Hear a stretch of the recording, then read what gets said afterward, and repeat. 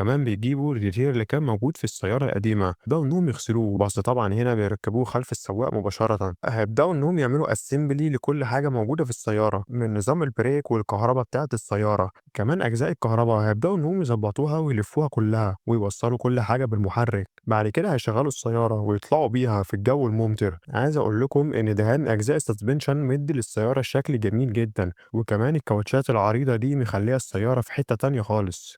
هنيجي بقى بعد كده لجزئية تصنيع بادي السيارة. عشان بادي السيارة يطلع مظبوط 100% أنصحك تستخدم السي ان سي، بس هنا اختيار استخدام السي ان سي هيكون مكلف جدا، فالحل هنا إن بادي السيارة يتنحت بشكل يدوي. في البداية هيعملوا شكل بادي السيارة بأنابيب معدنية، بعد كده هيبدأوا إنهم يغطوها كلها بالطين ويفرشوا الطين ده على بادي السيارة كله. طبعا هيستخدموا ميزان الليزر عشان كل حاجة تكون مظبوطة. مع نحت بادي السيارة أكتر من مرة، في النهاية شكل بادي السيارة بيكون هو فعلا الفيراري اللا فيراري، بس هنا لسه بادي السيارة بالطين.